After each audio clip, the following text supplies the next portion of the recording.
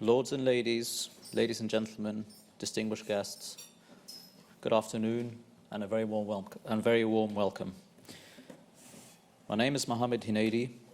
It is an honor to have you here with us for today's event hosted by the Extremist Monitoring Analysis Network, the acronym of which is EMAN, otherwise known as Faith in Arabic. This afternoon we are joined by prominent experts and public speakers who will be discussing a multitude of issues with respect to the current national security landscape in the United Kingdom.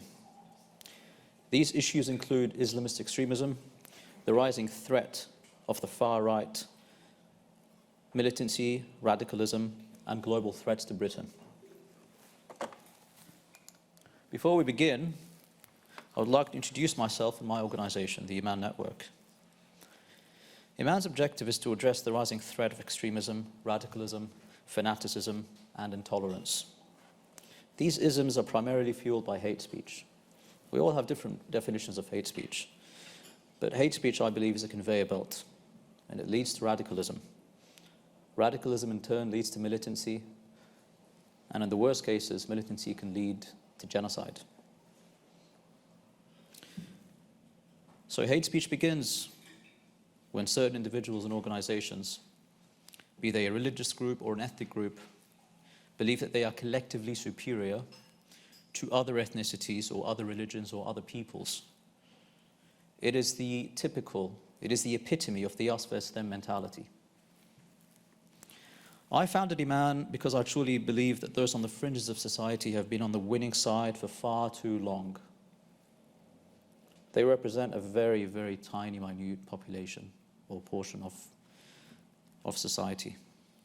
When it comes to Islamists, for instance, and I've said this quite often, the same people who hijacked those planes 2 decades ago on September 11 are the same people or belong to the same ideology that has hijacked a religion that is 1,500 years old, which has approximately 1.8 billion adherents. As a practicing Muslim, I feel very strongly about this, and I know that I'm joined by hundreds of millions, if not billions, of Muslims around the world. As I look around the room today, I would like to think of us all as good men and good women. And as we are all familiar with this famous quote, the only thing necessary for the triumph of evil is for us all to do nothing.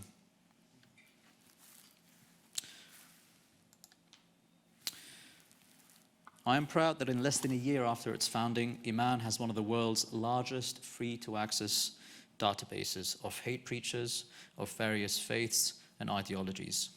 These include Islamist extremists of all different shapes and forms, white supremacists, neo-Nazis, Christian fundamentalists, Jewish extremists, and Hindutva nationalists. All of these people are a very tiny portion of their respective global populations.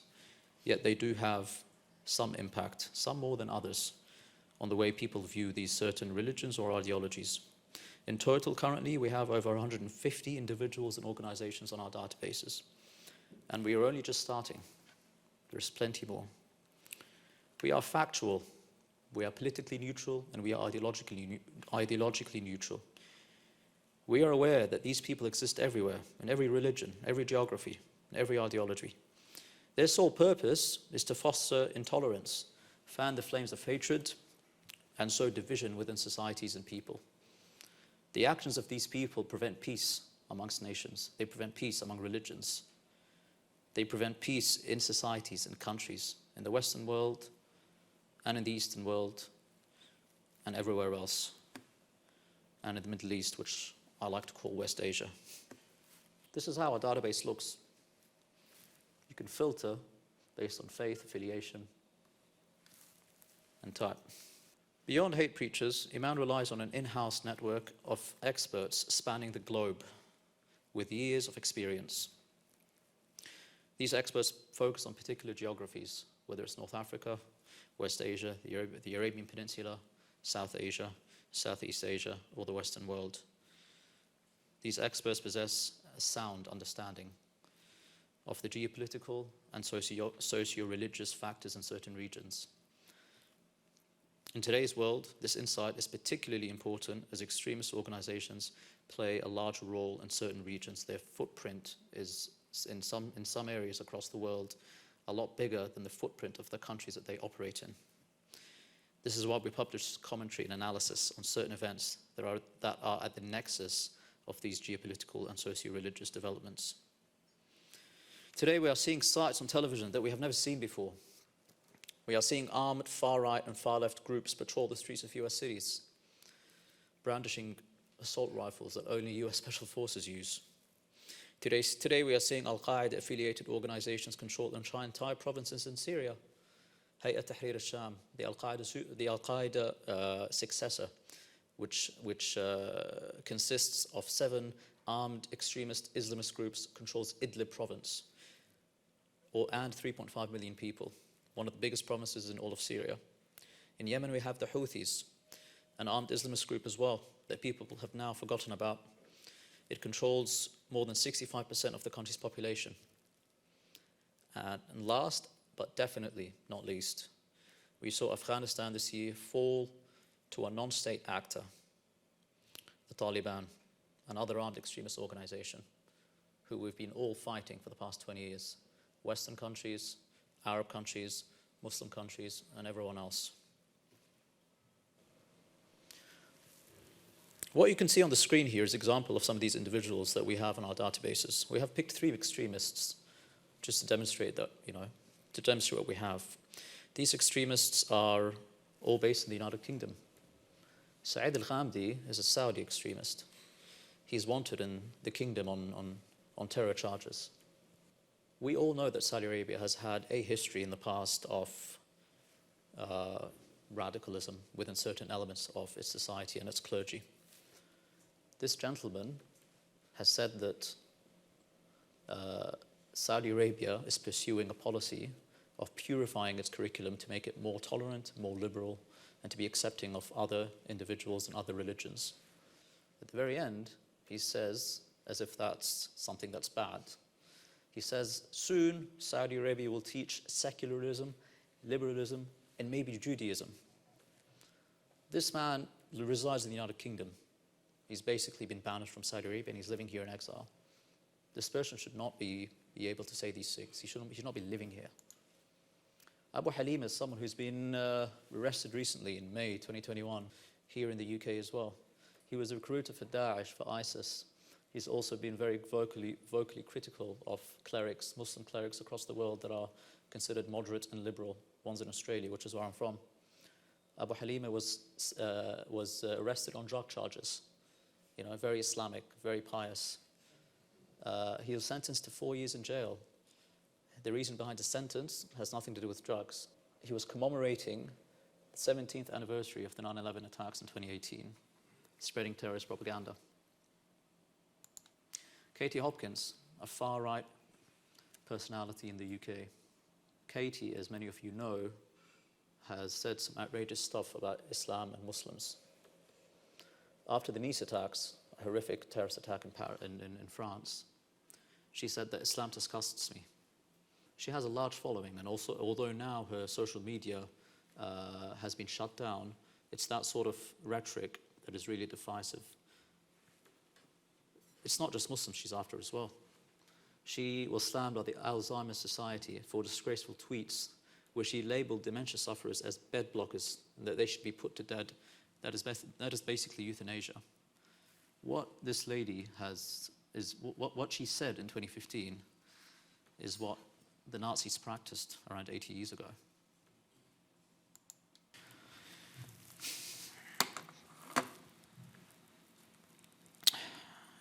Ladies and gentlemen, I would like to now introduce our speakers for today's event. We only have one, I promise you, not multiple ones.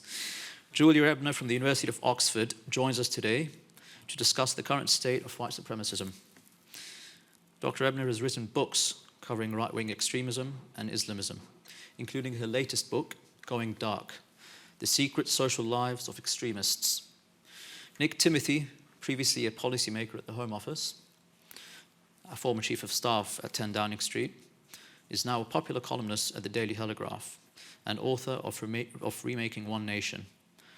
Ed Husain joins us today, He's a professor at Georgetown University in Washington, D.C., has written multiple books on the threats of Islamist extremism in the UK, including his most recent book, Among the Mosques. Finally, Tom Tugendhat MP, our keynote speaker, will be discussing the global threats and challenges to Britain. Tom is chairman of the influential Foreign Affairs Committee in the House of Commons.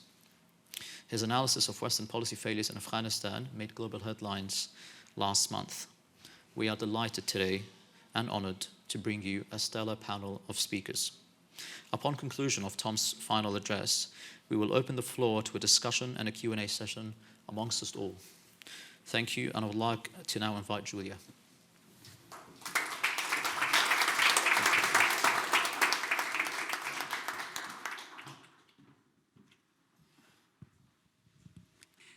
Good afternoon, everyone. I'm not offended, by the way, if you start eating. I will focus on different trends that we're currently seeing on the white supremacist side of the spectrum, or on the far right end side of the spectrum. I do think this will be a very interesting discussion, as we have really different areas of expertise represented on the panel. So, as was briefly mentioned in the introduction, in Mohammed's introduction, I wrote the book Going Dark, The Secret Social Lives of Extremists, for which I went undercover with different extremist groups, and most of them were on the far right side of the spectrum. I also went undercover with jihadists, and with misogynist groups and conspiracy theory groups, which of course have a big overlap with far right extremists and white supremacists. What was interesting in these investigations that I did, so I was basically building up different fake identities online but also offline, and was recruited into their networks, but I could really find that there was a common pattern across all these different extremist groups. They were all going from recruitment to socialization. Socialization was really the most important step in the radicalization process. I would say even more important than the ideological indoctrination was this process of becoming a part of an exclusive subculture or of an exclusive community. And that was the case for all the extremist groups. And then there were communication campaigns and networking campaigns that were launched to network with like-minded individuals across the world. And of course, then sometimes this also ended in attacks. So there were these different stages in the radicalization process that I could spot. And now in the last just couple of years, we've of course seen that there has been a bit of a change in the landscape of extremism. And I want to briefly just give an overview of what my observations were in those last 2 coronavirus years, and then go to some of the trends that I would predict based on that, and based on my research. Hope Not Hate did a study and showed that there are actually 1 in 4 Britons currently that believe in QAnon-linked conspiracy theories. QAnon, for those who don't yet know it, is probably right now the worldwide biggest conspiracy theory community. They believe that basically all the people in Buckingham Palace are reptiles. I've just spoken to a QAnon sympathizer a couple of weeks ago on Parliament Square who told me that all the vaccinated people, have turned into hybrids. So we're half humans, half reptiles. And of course there are a lot of dimensions that add white supremacist ideologies to these conspiracy theories, because they would then blame, for example, the global Jewish elites for all of that. They would say, actually, it's them who started coronavirus, and they called it the plandemic. So we've really seen also a tsunami of hate. This is, in the words of the United Nations, they called it a tsunami of hate. And this has also shown, or been shown in various studies, for example, by the CST, that showed that there was a really stark rise in anti-Semitism online, and also in terms of the offline incidents that were reported. Online recruitment has also really surged in the course of the pandemic. We saw white supremacists really trying to tap into the new grievances, into the feelings of uncertainty, and recruit from new audiences. I will show you a few examples of that in a second. This is QAnon. You could see some of their banners at the latest anti-corona, anti-vaccination protests that were also taking place in London. I actually just went to one of the protests of course, under a fake identity to speak to some of the people there. 2 weeks ago in London, there was the Unite for Freedom rally.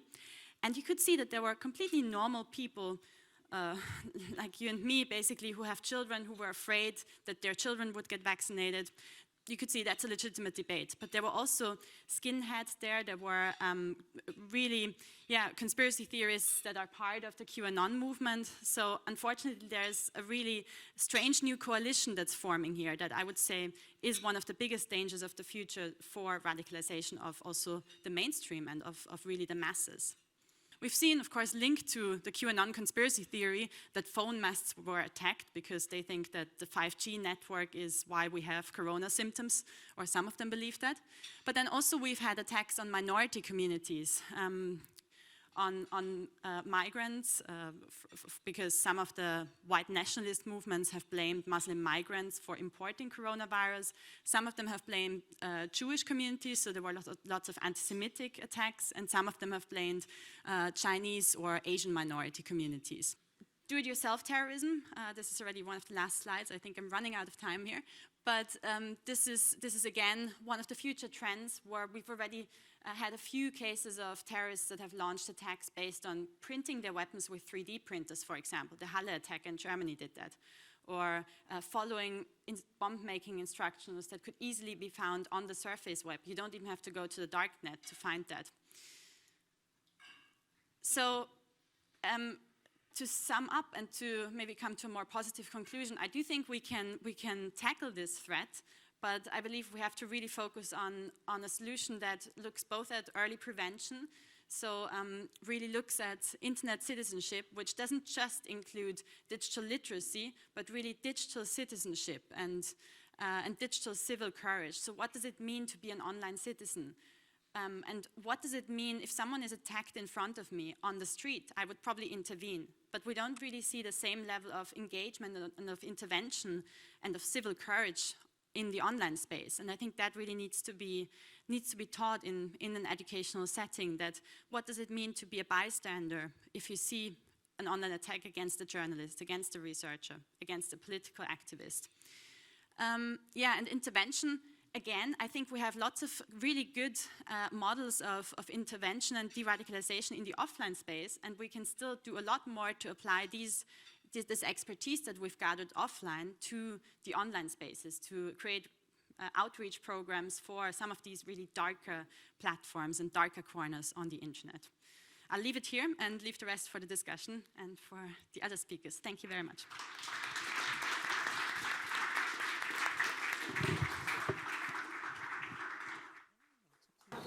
Before I start, I just want to say the database is very welcome. Having spent several years in the Home Office, it's a surprise to people on the outside that actually independent research and open source information and facts about some of these individuals, especially where it's in the kind of grey area of legality or illegality, is incredibly helpful.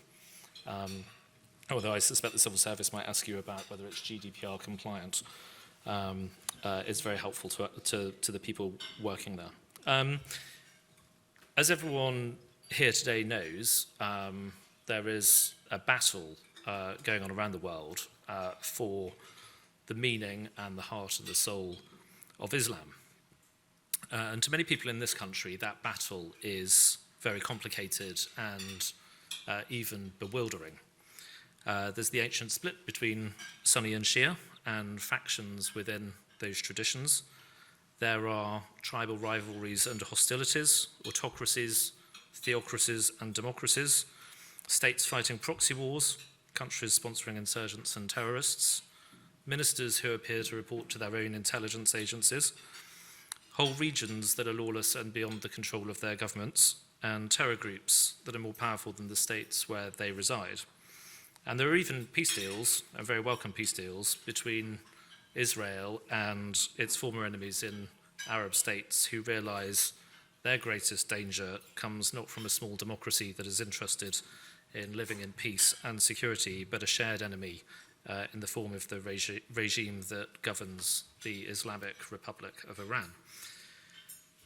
But to a country like ours, which is secular increasingly agnostic and even atheistic. It's all very confusing. Among the followers of a religion many of us don't really know about or understand and read about only in the context of war and violence, there is a conflict between interpretations of the true faith, between scriptural literalism and modernity, between tradition and secularism, between allies of the West and Islamist enemies, and between indiscriminate violence and the rule of law. And sometimes, as we know, the violence reaches us here. We've seen bombs in London and Manchester, marauding attacks, the murder of a British soldier in London in broad daylight, and even an attack just yards away from here by the Houses of Parliament.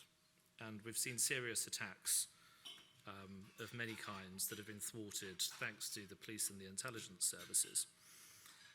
And we've become almost inured to the violence. Following each successful attack, we have a short period of anguished conversation, but we soon return to normal, and the conversations are normally the same. So some raise economic or social exclusion, but the perpetrators are quite often educated and sometimes well off. Some raise our foreign policy, as though the extremism was caused by the wars of the last 20 years rather than the other way around. And some look to blame our imperial history, as though Britain uniquely is targeted for crimes we committed uniquely more than 100 years ago. But as we've seen in Norway over the last couple of days, that is not the case. In other criminal contexts, we would call this victim blaming. But the truth is, in this war within the Islamic world, we in Britain and Europe are on the periphery. We're affected by the conflict, and it's very dangerous for us, but we're not central to it. And where there is a clear risk to our national interests, such as when ISIS tried to create its caliphate just a few hours away by plane from here, we were right to play our part in its destruction. But where there's no such risk, we've been wrong, I think, to insert ourselves into the wars of others, and wrong to believe that if we can somehow impose democracy and liberalism through military intervention, that might solve the problem of extremism and violence. But regardless of these decisions, we face danger. In some cases, this might come from a small number of refugees who are unaccustomed to living in peace and freedom and among attitudes to women and girls that are different to the country they came from. In other cases, it might come from our own citizens who have travelled overseas to fight and then returned home.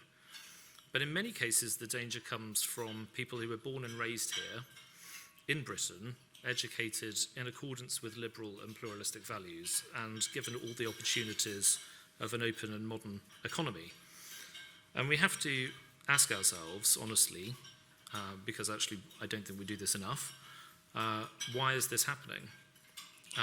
Over the last decade or so, I declare my interest as somebody who worked in government in that time, I think we have got better at recognising the role played by ideology, where once the intelligence agencies and police, and even ministers and officials, tended to focus only on the sharp end, trying to investigate plots and arrest and lock up terrorists and stop bombs going off, we now have a better understanding of the need to tackle the ideology behind the danger. And that ideology, as many people here today will understand, is the ideology of Sayyid Qutb, the Muslim Brotherhood, and the various dangerous individuals and organisations related to them. But if we're really honest, I think this is faint praise for the government and for Britain. We were foolish to tolerate the extremist ideology that existed in our midst for many years. But even now, the state, politicians, and many others engage, sometimes deliberately, and sometimes through ignorance or carelessness, with people and organisations to whom they should not be giving the legitimacy of their public contact, and they should be giving the cold shoulder. On one hand, the state is saying we need to do more to stand up to a dangerous ideology, while on the other, the police are holding community meetings with, and government departments are sometimes consulting, organisations that perpetuate those beliefs. And that's not good enough. But based on the experience over the last several decades of tackling racism in this country, I think we have a lesson and a template. And if you replace the word extremism with the word racism, I think it becomes a little bit clearer. So some things should be illegal and carry stiff penalties. Some things perhaps should be aggravated offences. Some things that are not yet illegal perhaps should be. And some things that should never be illegal should be confronted and challenged. And in the case of the anti-racism campaign, we've had formal campaigns, we've had plot lines and television series and lessons in school, which has helped us to take on racist attitudes quite successfully. And that, I think, is a model. So in other words, there's plenty for the government and the public sector to do, but there's plenty more for the rest of us as society as a whole, but as individuals to do too. But we're also going to need help, because this isn't just a domestic matter. The schools, seminaries and mosques we have in Britain are dominated by Deobandis and Salafists who don't actually reflect the British Muslim population.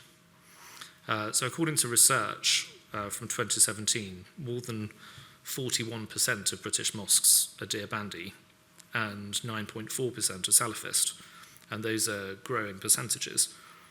In prisons, 2/3 of Muslim chaplains are Deobandi of a literalist persuasion, but most British Muslims have traditionally followed Sufi and mystical theology.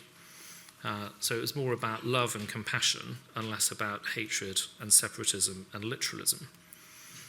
And this trend didn't come out of the blue from nowhere. It came from overseas. It was funded from foreign countries. And just as wealthy states helped to foment the revolution in the first place, I think we now need to ask the governments of Muslim countries, and not necessarily the ones who were behind the original problem, to help to fund and organise the counter-revolution or counter-reformation or whatever you want to call it. We need authentic Muslim voices to develop and encourage ways of allowing Muslims to stay true to their faith, to lead good religious lives, but also to live in accordance with the values and traditions of the country they live in, and all the polling shows they're very proud to call home. So none of this is easy. It requires difficult truths to be confronted, and I cannot say enough how difficult it is for politicians to confront these truths. It's a complicated world, and one they find a little queasy. It requires them, politicians and government officials, to learn about things that they don't really know about and sometimes feel intimidated by.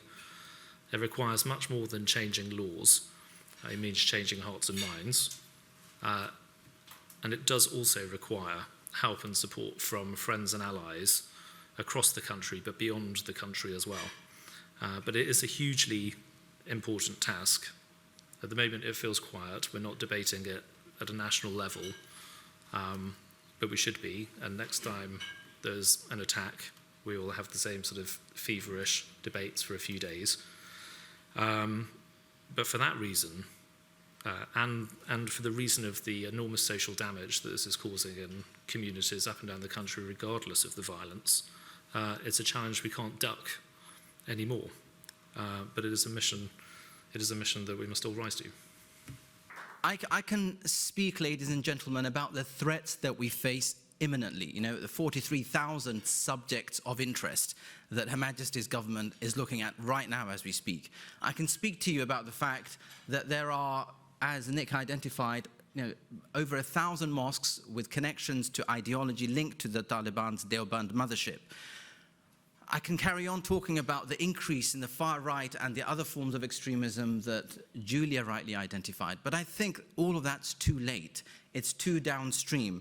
And the real challenge for us isn't the silence of many, many British Muslim organizations on the Taliban, but what Leon Trotsky warned us that you may not be interested in war, but war is interested in you.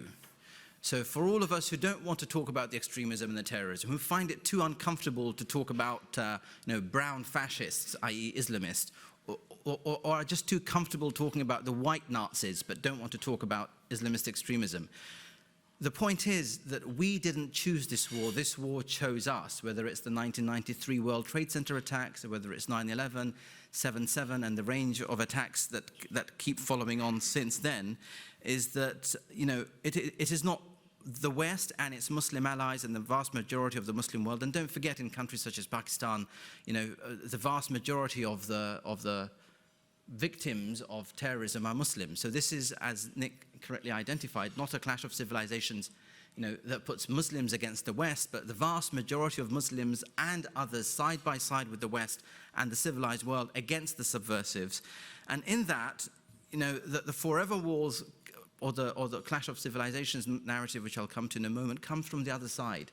The gentleman, maybe the wrong word, gentleman, but the terrorist who committed the 7th of July terrorist atrocities here in London, talked about, Mohammed Siddiq Khan, MSK. You go online, look at the video.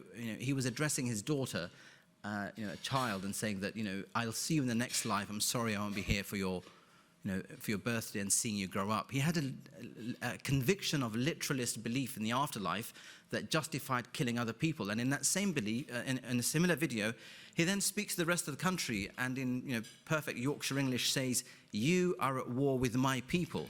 How was it that a British subject, a British citizen, is declaring war against fellow Brits because he has an affiliation and an association with people in Iraq? It's a different world, and I want to explore that world a little bit with you through three things. But before that, as I say, we didn't choose that war chose us. When I say us, I mean the West and the vast majority of the world's Muslims, Jews, Christians, Hindus, Sikhs, Chinese and others who are on the receiving end of the hatred that Julia and Mo identified. Clausewitz, the great military strategist, said again and again that when you're under attack or when you're at war, you must attack the center of gravity. I mean, if you're not attacking the center of gravity, you're always on the defensive. And my point is that we have in the West, especially in this great country that still leads the English-speaking and wider world, have constantly been on the defensive rather than going on the offensive. And the following three themes stand out to me as the center of gravity on the enemy camp. And by enemy camp, again, I reiterate that the vast majority of Muslims are on our side. And the vast majority of Muslims are on the receiving end of the extremism and the terrorism. The first victims from Hassan al-Banna's Muslim Brotherhood were fellow Muslims. The first assassination that the Muslim Brotherhood carried out was against the Egyptian Prime Minister. The first global assassination they carried out was against the Egyptian president that made peace with Israel. So those are the victims. It came to the West much later. So don't fall for the narrative that it's all about the West. So my point is that, as Clausewitz says, you attack the sense of gravity. But he defined that, to win war, it's the employment of the available resources for a predetermined end. Now, when we employ our existing resources for a predetermined end, firstly, we're not employing all of our existing resources, schools, media, and so on. What is that predetermined end? And Mo touched on that as well as Nick and Julia, and that is the existing liberal world order, the world order of nation states, the world order of individual citizens who have a contract with the state. That's what's at jeopardy, and that's what offends the extremists on all hues. And it's that predetermined end that we've got to defend. Now, the three themes that I want to highlight to you is, first, in terms of the center of gravity, is in their minds, in the minds of the enemies, whether it's the Muslim Brotherhood on the one side and Daesh and Hamas and Hezbollah and Houthis and others on the other side, that entire spectrum. They are the first ones who advanced the clash of civilizations thesis. And it was not Sam Huntington, and it was not Bernard Lewis. In fact, if you study Sam Huntington's book, The Clash of Civilizations and the Future of World Order, you see him referencing again and again the writings of Sayyid Qutb, as Nick correctly identified. Now, when they say that they're up against the clash of civilizations, they oppose the following things. They want to have a caliphate-ranging worldview. They believe in a Dar al-Harb that is forever expanding, that there are frontiers that continue to move. And that's why they continue to target Rome and Delhi and Jerusalem and other world capitals. But more importantly, for that extremist worldview, what they reject is the Enlightenment. What they reject is the secular settlement that we have in the modern world. And that is not to in any way denigrate Muslims. I put it to you that without Ibn Rushd, Averroes, the great Spanish Muslim philosopher, we don't have the Enlightenment, the unleashing of reason, the honoring by St. Thomas Aquinas of Aristotle, and from that the birth of John Locke studied Arabic here at Westminster School. He studied Arabic and Hebrew. Without John Locke, we don't have the US Constitution or the Declaration of Independence, and indeed we don't have the settlement in this part of the world that allows for Jews, Muslims, Christians, and others to thrive. And it's that worldview of the Enlightenment that they oppose, and it's that Islam of Ibn Rushd that goes back to the Spanish Islamic heritage influenced by the Arabs that they oppose. That you go into any Islamist bookshop across London and across the northwest of this country, you find books that go back to publications that are problematic, and that whole heritage is ignored. Now, what did the Enlightenment give us, and why is it the center of gravity that they attack? It's individual liberty. It's the right to exercise our own religious conscience. It's gender equality, and it's racial equality, and it's a citizenship of an individual with the state. Now, that is unique. That is not something that had been done by the Romans or the Greeks or other civilizations. That's something that was unleashed, in my view, by Ibn Rushd in Spain, through Thomas Aquinas, reached the Renaissance and the Enlightenment and the Reformation era, from which we are all beneficiaries. And that is our heritage, and that's what we defend. And that's what they wish to attack, and that's what they wish to undo. From that civilizational alignment between Muslims and the West, my last 2 points are as follows, that we test them on the following 2 grounds. Their center of gravity is to undo the Enlightenment heritage, the liberal, democratic, secular world order that we have of nation states. But they test us on the following 2 grounds, and if we give grounds an inch to any of this, they sniff our weakness and they keep growing. The second issue, therefore, is how do we measure this civilizational health? We measure that through the history of the last millennia. When Joseph was welcomed by Pharaoh, the Egyptians thrived. When Moses and the Hebrews were expelled from Egypt, Egypt fell, Egypt declined. Similarly, similar incidents you see with the Romans. When the Romans were open to the thriving of the Jewish community, I mention the Jewish community because it's a thriving minority community across the world. Where that thrives, civilization thrives. Where that community suffers, civilizations, they are the canaries in the coal mine, if you like. Civilization starts to struggle. You see that with Muslims. When Muslims were confident in the year 636, Sayyidina Umar invited Jewish people back into Jerusalem. When Muslims were weak in Andalusia in 1492, they get expelled. It's the Egyptian Muslims who were then at the height who welcomed them. Similarly with Rome, and even here in Europe, with Germany and the atrocities that were committed in the last century, when civilization or a nation is weak, the first people that are offered up to the altar of hatred tend to be our Jewish cousin, our Jewish forebears. And in that sense, what we're seeing now is something that we should be worried about. The national security of this country is at risk because these are important citizens who've pioneered the very bridge on which Muslims walk today. Had it not been for the blood of the 6 million and more people that lost lives in the Holocaust, Muslims and others would not thrive here. And yet today we're seeing this leftist Islamist nexus on our campuses and elsewhere that is a real concern for the health of our nation. The third and the most important of the civilizational tests is how we treat women. This is, again, that's something unique to the Enlightenment and unique to the achievements of the West.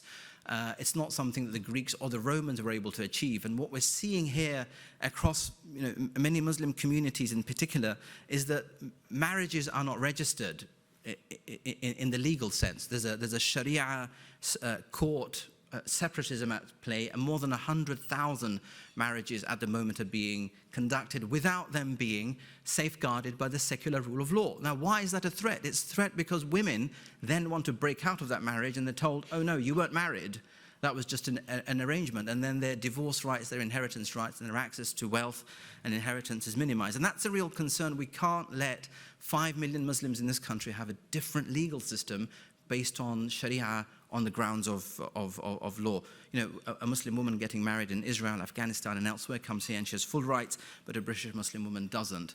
And, you know, this is the country of the suffragettes, this is the country of Mary Wollstonecraft, this is the country that gave us, you know, female prime ministers, it's a country that's given us a Roman empress, it's a country that's given us, you know, monarchs and prime ministers who are female. We should not be afraid to say British Muslim women have full rights as equal citizens as everybody else, and we're not there yet. So women are the barometers, if you like, of the health of the rule of law in this country, and there's concern around those issues. Now, I end by saying that those three issues are the center of gravity, because Islamists despise gender equality, Islamists despise pluralism that includes our Jewish forebears and our cousins. If it were not for the Jewish God, we don't have Christianity. If it's not for the Jewish belief in the one God, we don't have Islam. It's to that Jewish heritage that we own where we are, all of us today. And that's what they wish to cut, attack, undermine, destroy. So our national security depends on us going further upstream and understanding the center of gravity on which we stand and which our enemies wish to attack.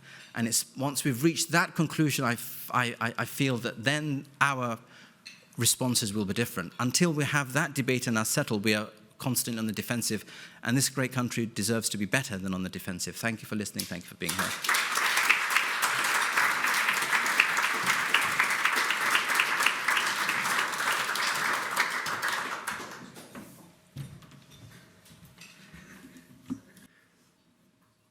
Well, thank you very much indeed. I don't know about you, but I've heard a lot of speeches in my time, and I've given quite a few, but that was quite singularly the best I've heard in many, many years, and I'm incredibly privileged to have heard it. Thank you.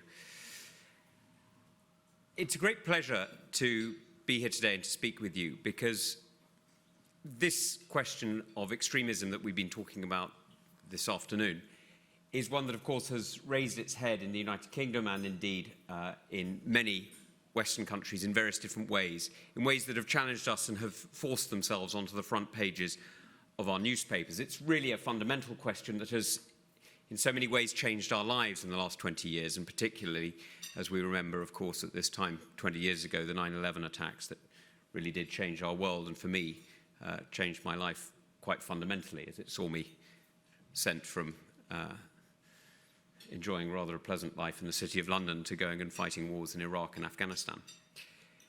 But the reality is that what we've been hearing today is not a UK phenomenon, it's not a Western phenomenon, it's not American, it's not New Zealand, it is truly global. And I think it's worth putting into context where we sit and why the stability of the nation states that we rely on, the alliances that we depend on, have been so fundamentally challenged. And I thought I'd start off by talking about three things. The first is the liberal secular democracies that I was going to talk about, but frankly I have no need to, because Ed has covered them so extraordinarily beautifully and rather more brilliantly than I ever could, and the fundamental challenges that we have in defending ourselves. The second is on the theocracies, those groups of nations, those groups of thoughts really, that challenge the Westphalian idea of the nation state, that really undermine the principles on which the liberal order that Ed just described is so fundamentally based, that idea of individual rights, that idea of the rights of a society that can rise in competition to, but also in partnership with neighbours. And the third is of the centralising authoritarian state. And I'm slightly surprised, but I'm going to bring up, I'm slightly surprised because I'm the first person to do it, but I'm going to bring up China in the third one.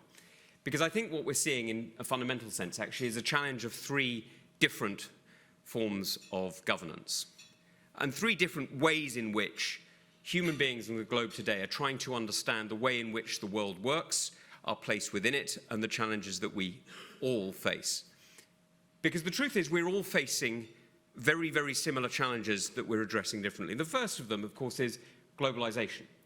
I mean that not just in the sense that these microphones are probably made in China, that our clothes are probably made in places from Bangladesh to Huddersfield, that our, that our lives are absolutely fundamentally intertwined with droughts in Brazil and with rubber plantations around the world, and that very much all of the trade and the commerce that we're seeing affecting the UK economy at the moment, whether it's the gas price in Russia or whether it's the port blockages in the western United States or indeed in Felixstowe, are absolutely intertwined. Of course, that's part of it. And of course, it's true that the pandemic, or as Julia so brilliantly described, the various implications of the pandemic that tie us to the globe in a very fundamental way, again, demonstrate a form of globalization. That's a second area. But the third, and I think the sort of fundamental one, is actually much more fundamental than either of those two. It's to do with place and identity. And I think wherever you look in the world today, you are seeing people struggling with the concept of place and identity. You're seeing communities, whether they are Han Chinese or whether they are Northern Ireland Ulster or whether they are United States Hispanic, you're seeing different people struggling with what it means to be in a place, what it means to have an identity, and what it means to feel secure within that environment. And different nations are responding in different ways, and more importantly, perhaps, different political concepts are responding in different ways.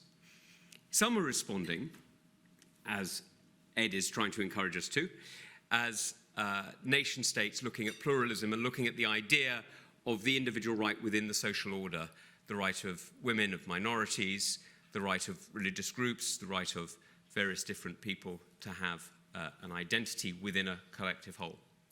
Others are responding, and this is where Qutb is the classic example, but there are many others, are responding with a form of radicalism, a singular identity politics. And yes, we've been talking about Islam today, but actually, as Julia quite rightly mentioned, this is not just an Islamic situation. We see it in the Christian right, we see it in some Jewish communities, we see it in many, indeed, secular communities, where we see it in various forms of extremism, who define themselves in full opposition to the rest. But not just in full opposition in a national sense, but when you talk about some of these groups, the theocracy which I'm talking about is not just to do with God. It can indeed be a secular theocracy, a belief system that simply identifies that the political philosophy is global, is all-encompassing, but is superior to all others. And it comes with an identity, an ethnic, very often, grouping that goes with it. And the third is a much more centralized, in some ways the most old-fashioned of the three, a much more centralized and dominating center of power. And that is what we're seeing out of China. And I think these three different ideas are currently challenging themselves in a global sense. I think we're seeing the expression of the centralized superstate, the centralized empire being expressed by Beijing and its communist leadership, communist in the loosest sense of the term.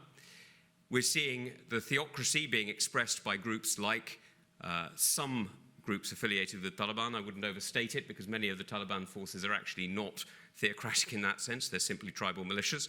But many of the groups identified with them, whether it's ISIS or ETIM or various other different forms of radical groupings, which see themselves as a globalized theocracy. And then the third, of course, is the nation state, which Ed so beautifully expressed. And it's worth thinking why this challenge has come about. It's come about because actually, yes, the global environment has changed. We are fundamentally more connected. That's left people feeling more lost. But it's also come about, and I would argue this quite strongly, because of a lack of confidence, because of a change in how we see ourselves, in how we're willing to project ourselves.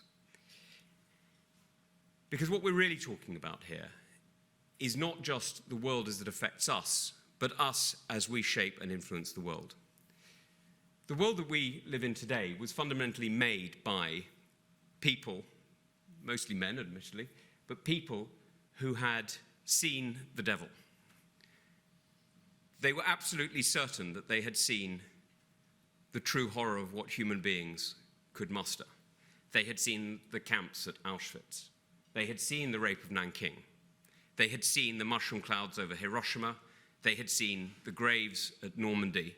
And they knew, quite fundamentally, what genuine state failure, what true failure of human collective action could lead to.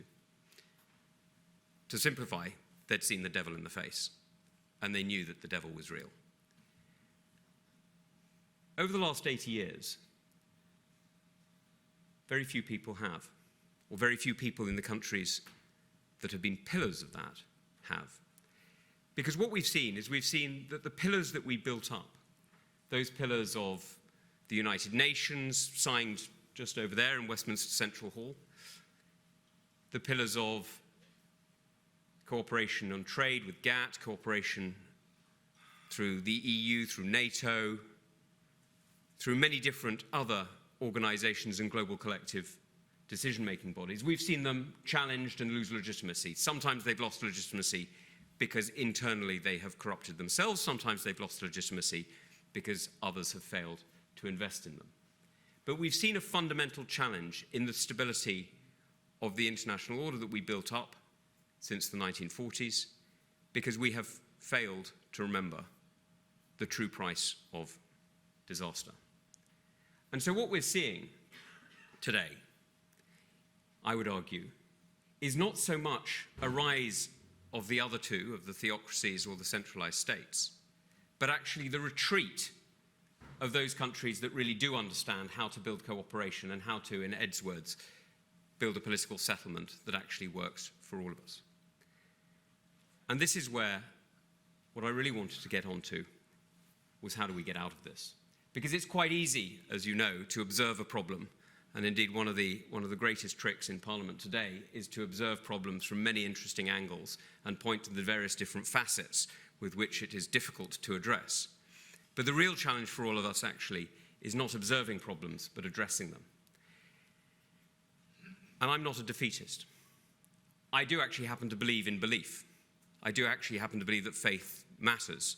And faith, not just a Christian faith or an Islamic faith or a Jewish faith, or indeed a secular faith, but faith in our ability to act, faith in a future, faith in the ability of human beings to self-associate and to look forward.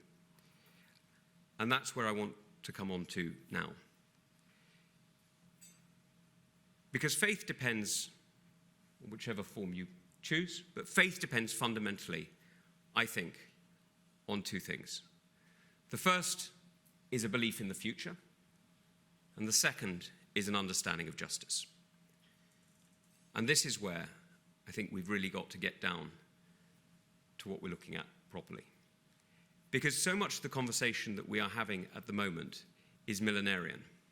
It's leading to an idea of the end of times, the end of the world, the idea that actually the clash of civilization, whether you're Qutb or whether you're one of the more extremist end of some of the environmental movements, or whether you're at some of the more extremist end of some of the nationalist or indeed ethnic movements, the idea of pushing towards a clash, pushing towards a confrontation in your own lifetime within the years, months, maybe even weeks that you see before you, leads to a narrowness of thinking and an inability to understand that actually what we're doing is trying to build a future. And that's why turning it around and talking about a future beyond the lives of even our children is so fundamental to creating a culture, to creating a civilization that works. And the second is justice, and we were speaking about this earlier. Because there are two fundamental things that I think a government must do. The first, of course, and the obvious one, is the sole legitimate use of force. It's a pretty standard understanding of what a state must do. But the second is to do justice. And here, if you'll forgive me, I'm going to go on to a story from my time in Afghanistan and when I realized that we were failing. For me, the failures didn't come when we started to get hammered in Sangin or to start to lose territory outside district centers. For me, it came when I was in a village, a peaceful village, in the Upper Helmand Valley. And talking to some elders there, we were talking about a land dispute, and a pretty standard land dispute in those parts of the world, which was a land dispute that basically revolved around who got access to how much water over which period of time. It's not an unusual question to ask. In fact, I think I'm right in saying the oldest court in the world still sits in Spain, literally allocating water as it has done since the 6th or 7th century. It's an incredibly old form of justice. These villagers, though, hadn't gone to the government. They hadn't gone to the district chief. They hadn't come to the foreigners to ask for this to be resolved. They'd gone to the Taliban. And in doing so, they'd effectively they'd opted out of the system of government, of the system of justice that we had created, or rather the Afghan government had tried to create and we had tried to support. And that first erosion for me was absolutely fundamental to where you could see the legitimacy of the state going. And you may think that is just an example about one small area and one small place, and that if you look at countries like ours in the United Kingdom or the United States, where justice is, just over there you have the Supreme Court, you have wonderful judges in their wonderful robes, you have hundreds of years of tradition, you would say, why does justice matter so much here? Well, it matters because actually people here today, even now, are opting out of justice. People are opting out of justice in different ways. One, people are looking to settle some disputes where we have a lack of policing, where we have an absence of law enforcement here in the UK. And two, at a higher level, if you like, some businesses, some individuals are looking to operate without justice, or rather under different forms of justice at a transnational level. And we're seeing this with different ways in which people are organizing contracts and organizing their future. And this is where we come into where the technology of the future really does challenge the ideas that we're talking about today. Because talking about crypto assets, talking about the different ways in which currencies are going to be used, is not just about a settlement mechanism, it's not just digital gold. It's actually also about the way in which disputes are recognized and who has the authority, and what organization, what legitimacy has the authority to settle them. So those two initial elements that I've raised, they are challenges, but they also offer an opportunity to determine a better future. Because the reality is that if you look around the world today, if you look at the way in which not just businesses, but actually people associate, if you look at the way in which countries, when they are free to choose, do choose, people choose to associate with other free countries. You see this through population movements, you see this through migration flows, you see it constantly through various different forms of economic selection. That every time there is a genuine free choice, people choose those groups, those orders, those establishments that actually have legitimacy in the sense that that Ed so beautifully expressed. Now, I think we can go further.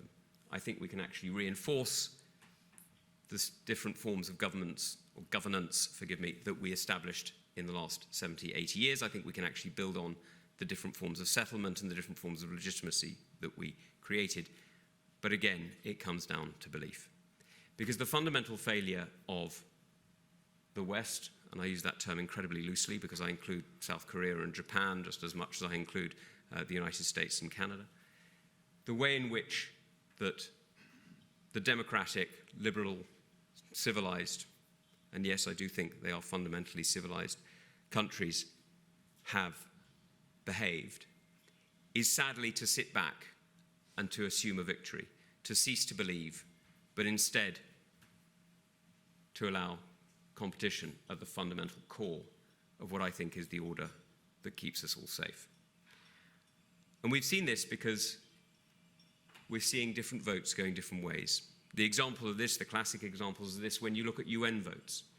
If you look at the votes in the 1980s, various of our leaders, Margaret Thatcher and Ronald Reagan, would fight for every single seat on every single UN body.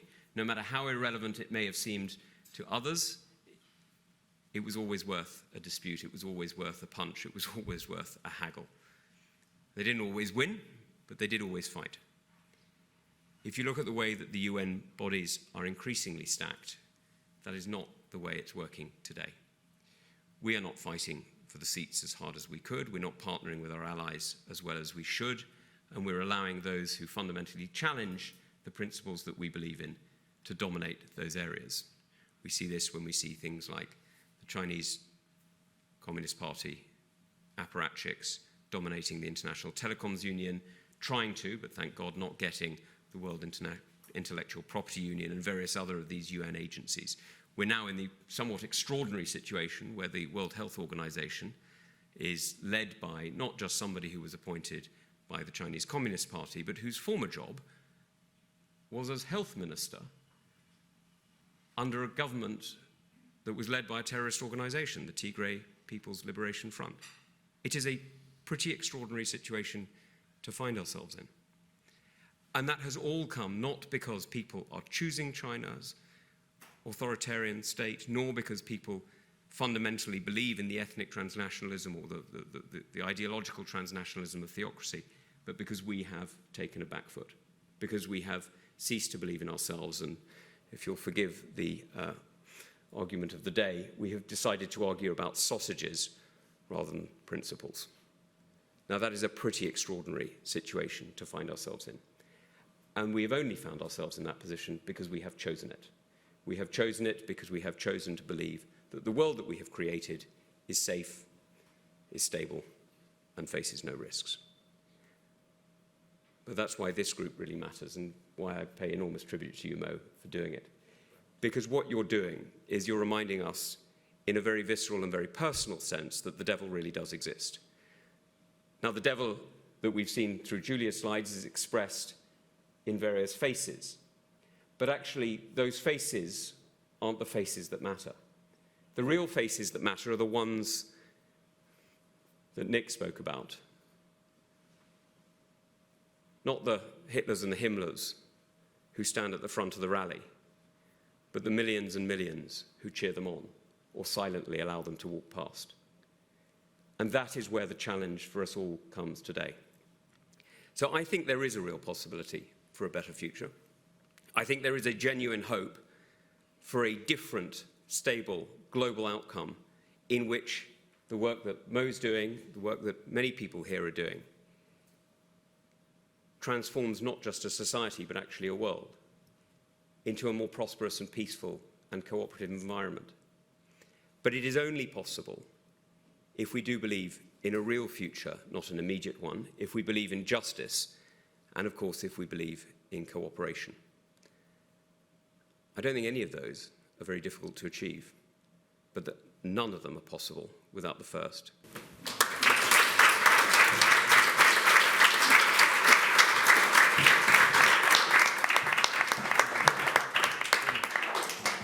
Ladies and gentlemen, I'd like to just applaud all our speakers for their wonderful insights and their words on a multitude of issues. I'd like to open the floor now for discussion and for any Q&As.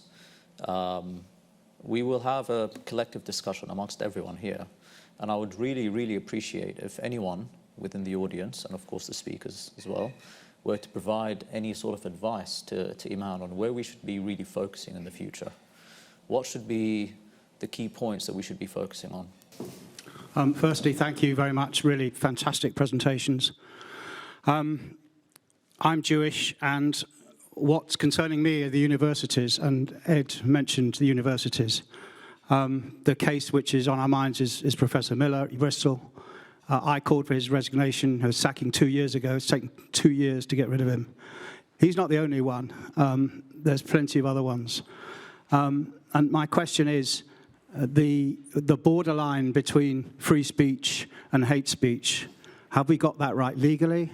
Have we got that right in practice? If you look at Article 10 of the European Convention on Human Rights about free speech, it's not unambiguous free speech. If you take the second half of Article 10, free speech is dependent on, not fomenting social unrest, not preventing crime. Have we got that borderline right? And also, can you comment maybe on the PREVENT programme in the UK? Have we got the PREVENT programme right in principle and in practice? Thank you very much, Mr. Hoffman. Yeah, these are all excellent points, and it's, as someone who's not British, I find that very concerning, especially in 21st century Britain, or 21st century sort of anywhere, especially in this country, where, Jewish Britons have been an integral part of the United Kingdom for a very long time. They've helped shape this country, as we all know. So, I'd let my my fellow speakers as well comment on that, especially when it comes to the PREVENT program. But you're right, when it comes to free speech and hate speech, there isn't really that, we haven't sort of defined that in terms of the government sense. We do have the UN definition for hate speech.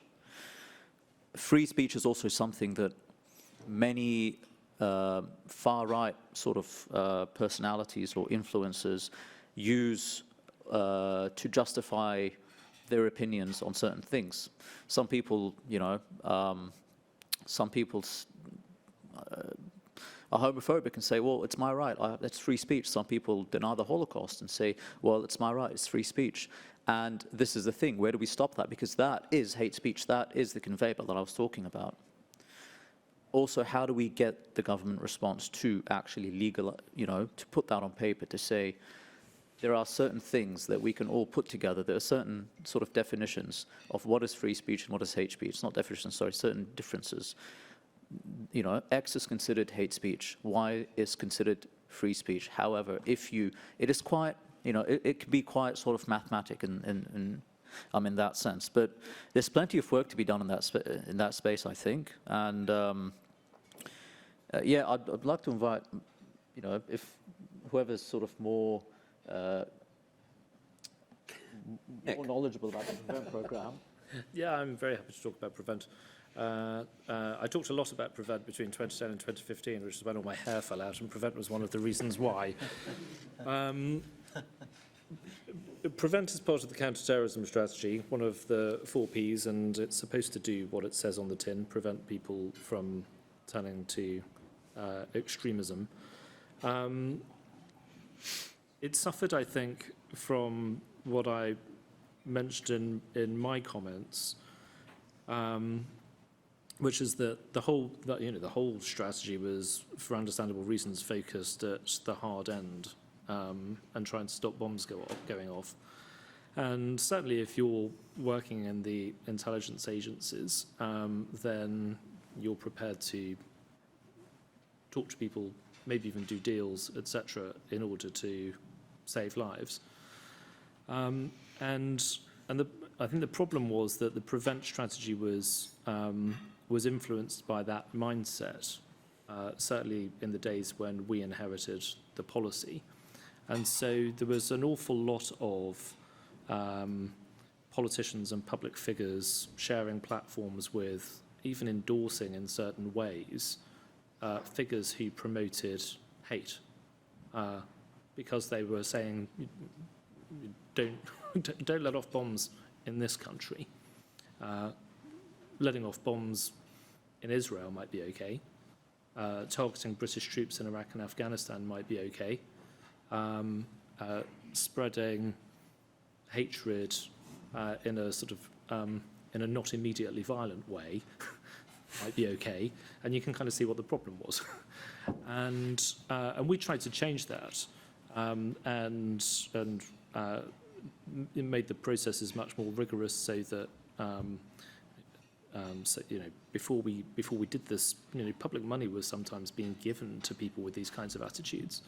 And I remember realizing with horror there was a document that was being used in the prison system that was using quotations from people like Qaradawi, genuinely, saying, oh, you know, violence in this particular circumstance is bad. But obviously in doing something like that, that is in an indirect way giving some kind of legitimacy to the wider body of thought that Qaradawi promoted, which is mad. So we changed that, and I don't think it's perfect by any means. There's a culture of fear among many of the politicians and officials involved in PREVENT, a desperation to always try to find equivalents. I always used to joke about the dangerous threat from Zoroastrians that officials in the department might imagine to try to show balance. But I think actually if you step back, it's right that we have a PREVENT program as part of the counterterrorism strategy, but actually we need to have something that's broader, because even if you get PREVENT right, you're still looking at it through the wrong end of the telescope, because you're still looking at it from the perspective of terrorism. And actually this is a social evil that causes all sorts of problems that don't always lead to bombs, but do still ruin lives. And we need a proper counter-extremism strategy, and we need a much more assertive, and this reflects exactly what Tom was saying, a much more assertive account of our national life, our institutions, and why they should be respected. As someone who is often accused of being an extremist by people who think differently, accuse me of being an extremist for calling for lower levels of migration, not stopping immigration, lower levels. My question is, how do you determine what constitutes extremism? How will you determine what constitutes extremism? I think that question applies to different countries very differently. I think when it comes to the UK, do you accept to be a British citizen? A proud British citizen who's also practicing, if you practice a faith, you practice it, but that doesn't contradict, nor does it nor does it clash with your patriotism towards Britain or towards the UK. So basically, and also, how do you view other people? How do you view the people that live in this country, all the different nationalities that live in this country, all the different religions that are practiced in this country? How do you view the laws of this country? Do you agree with them or disagree with them? And if you do disagree with them, what levels what are you willing to do about it? And I think this is what it really comes down to. And I think there is a fine line between hate speech and extremism, and it is a conveyor, but it does lead towards that. And yes, there are many people that have come from across the world, refugees, for instance, that are coming to Britain, and they're not used to the life here. They're not used to the way things work here. But they don't necessarily come from extremist backgrounds. For instance, a lot of Syrians who left Syria, Syria was a very staunchly secular state. They cracked down on the Muslim Brotherhood a very long time ago. So in Syria, just before the war in 2011, the very vast majority of people that left Syria were sort of secular, but practicing Muslims, but they weren't really radical. What radicalized them was the way the war panned out, the way the crisis erupted, and the brutalities on both sides. So my point is, some of these people, when they come to the UK, they may already have an idea of what it's like to live here amongst other people, amongst different people that you were that you were taught that these people are your enemies, or they're different to you, or they've bombed other countries, that they've bombed your country, or they were involved in invading other countries that you consider close to you. So I think that's a sort of, it's about talking to these people, listening to them, but also at the same time figuring out if they do have an ideology, where does that ideology come from? Is it a religiously extremist ideology? Because the vast majority of refugees that come here, they may be religiously inclined. To what extent? We're not sure, but that's what it comes down to. Does anyone else have any?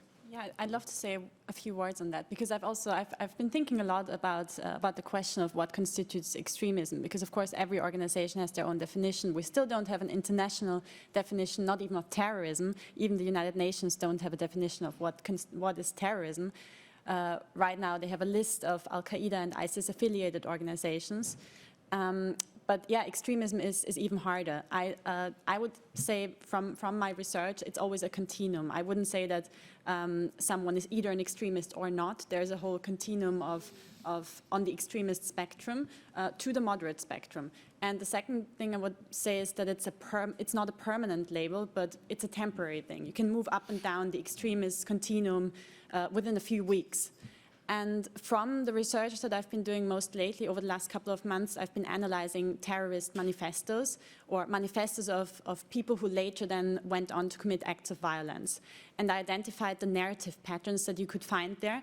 And you can then say, taking it from the most extreme case, from that terrorist manifesto, the more of these patterns in the language and in the narratives that you find there if you only have 3 or 4 out of these 10 points of narratives, then you might already have some degree of extremism in that, or that you can see in the radicalization pathway of an individual. If you only have 1 or 2 of those narratives, maybe you're at the very kind of moderate end or the border between moderate and extremist views.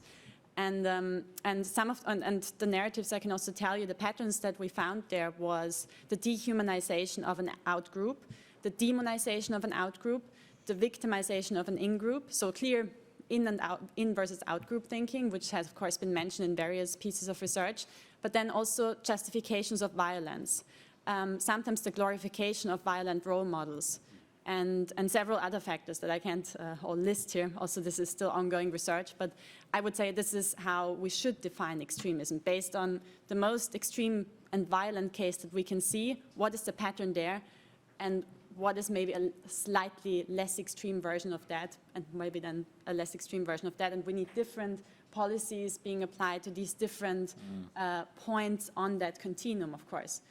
We can't just ban everything that's on the very moderate to extreme side of the spectrum, that's kind of exactly on the border. We need to maybe have a debate here, or talk about, that's actually exactly the point where we have massive dividing lines coming up in society that lead to polarization. It's exactly that border between moderate views and slightly extreme views that are also dangerous, because we have a lot of people that come from there and then go on to radicalize towards the violent end of the spectrum. So I think that's where we have to have an open debate, and that's also maybe concerning your point of where does free speech end and where does hate speech start. I would say exactly when your own free speech limits the free speech of someone else, that's exactly how Immanuel Kant would also frame it. That's where we should stop. That's where someone's free speech should stop. And I believe in the case of anti-Semitism, it's very clear that this silences, intimidates, prevents people from actually attending university. This is where free speech should stop. Ladies and gentlemen, thank you very much for joining us. It's an absolute honor and pleasure to have you all here with us today. We're going to be around afterwards until probably 3 o'clock, so if anyone wants to stay around, and be a pleasure to meet you all face to face. Thank you very much.